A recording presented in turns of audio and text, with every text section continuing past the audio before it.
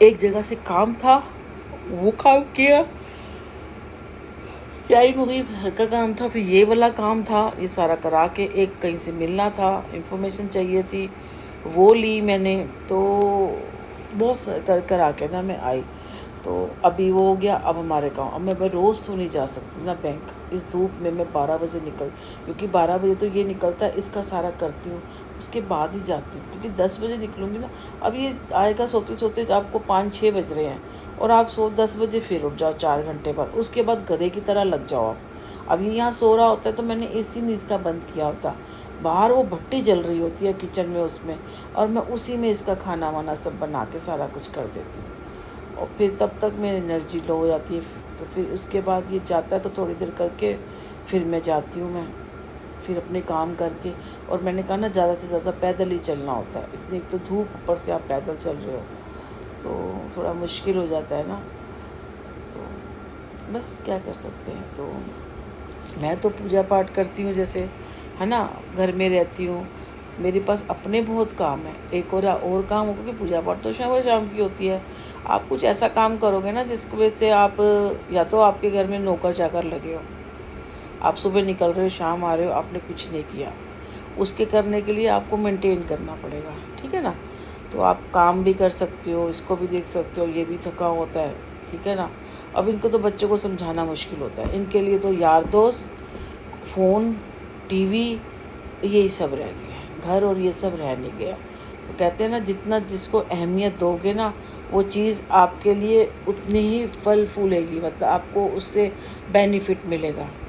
अगर आप घर को घर की तरह रखोगे ना, आओगे, हंसोगे, खिलोगे, बैठोगे, घर की चिंता करोगे, कोई चीज़ टूट गई, कहीं कुछ हो गया, आदमी ऐसा करते हैं ना जो बिल्कुल ध्यान रख, वो ये नहीं कहते कि मैं तो आदमी कमा के आ रहा हूँ, वो घर का पूरा देखते हैं, सब कुछ करना, जैसे औरत के साथ भी चलो हेल्प करवा दी, तो ये घर भी उनको ब्लेसिंग देता है, पता है। और उनको भगवान को उनको घर का सुख मिलता है, बीवी बच्चों का सुख भी मिलता है, सब मिलता है।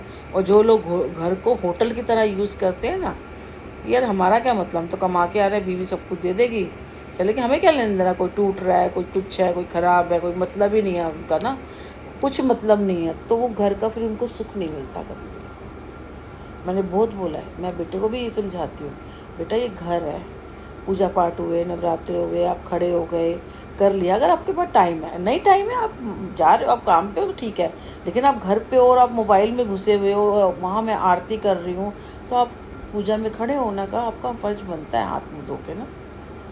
पहले करता था 9वीं 10वीं 8वीं में, अब करता नहीं है। और मैंने कहा ना, बच्चा है, मेरे को फ्यूचर दिख जाता है, पर हम समझा सकते हैं, समझना, हम उनको घोल के पिला नहीं सकते ना किसी को भी। मैं किसी को भी घोल के नहीं पिला सकती हूँ। मैं सिर्फ बोल सकती हूँ, मानना ना मानना सामने, मैं कोई कोई मैं उनको मार मार के थोड़ी, क्योंकि मान मार मान मान मान ऐसे थोड़ी किसी को बोल सकते हैं। भाई कह दिया, मानना ना मानना आपकी बारी में। लॉयल्टी की सबको पता है भाई, किसी का 1 है तो 2 रुपये हम दे देंगे, लेकिन हम किसी का पैसा रखते नहीं, क्योंकि एक्चुअली बहुत कुछ मैंने कहा ना, बहुत स्ट्रगल झेला है। तो लगता है चल यार, पिछले जन्म में क्या किया होगा, इस जन्म में मैं ऐसा कुछ नहीं करना चाहती, जो अगला जन्म लेना चाहती हूँ और बहुत अच्छे से जीवन जीना चाहती हूँ।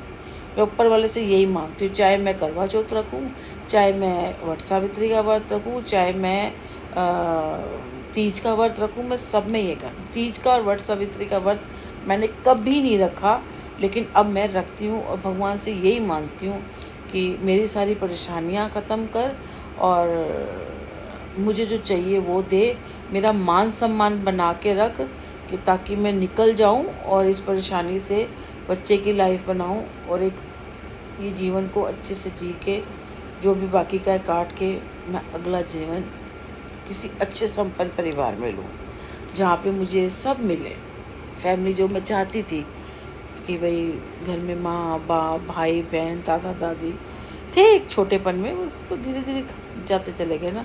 तो मैं इतना हो कि वो मेरी शादी के बाद भी मेरे साथ ही हो, लड़कियां मायके जाती हैं, ये सब करती हैं, हमारी बहनें आती थी ना। तो चलो अगले जन्म में मिल जाएगा। तो मैं कोई मोक्ष की प्राप्ति नहीं करना चाहती, मैं करना चाहती हूँ। हाँ, जब ये हो जाए तो फिर मैं चाहूँगी कि कभी हो। तो ये है सारी बात है, कोई नहीं करता जितना मैं करती हूँ ना, कोई नहीं करता, कोई नहीं, सब हैरान होते हैं कितना करते हैं। तो अब जैसे मैंने एकादशी का व्रत रखना है,